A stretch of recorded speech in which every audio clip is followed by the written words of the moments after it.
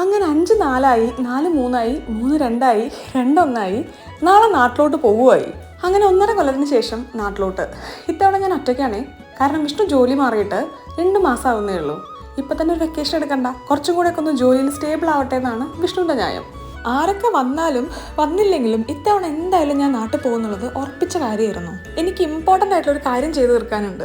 എൻ്റെ ലൈഫിൽ ഒരു ബിഗ്ഗസ്റ്റ് ഡ്രീമാന്ന് വരെ വേണമെങ്കിൽ പറയാം. എത്രയൊക്കെ ഓർത്ത് പിടിച്ച് പ്ലാൻ ചെയ്ത് സാധനം വാങ്ങിച്ചു കഴിഞ്ഞാലും പോവാൻ നേരത്താണ് നമുക്ക് മനസ്സിലാവുക ഒരു മുട്ടുസൂചിയോ ഒരു മിഠായിയോ എന്തെങ്കിലും മറന്നിട്ടുണ്ടായിരിക്കുന്നത്. അത് വാങ്ങിക്കാനുള്ള ഒരു ഓട്ടോ ആണിത്. വീട്ടിലെ ബേലി പെണ്ണുണ്ട്. പുള്ളിക്കാരുടെ ഫേവറേറ്റ് ആണ് എല്ല്. ഈ എല്ലോട് കൂടെ നമ്മൾ ഇത്തവണത്തെ ഷോപ്പിംഗ് അവസാനിപ്പിക്കുന്നു. പാക്ക് ചെയ്യുന്നതിൻ്റെ മുന്നേ എല്ലാ തവണയും ഞാൻ പ്രോപ്പർ ചെക്ക് ലിസ്റ്റ് ഉണ്ടാക്കാറുണ്ട് കേട്ടോ. അല്ലെങ്കിൽ പകുതി സാധനം ഞാൻ ഇവിടെ വെച്ച് പോകും.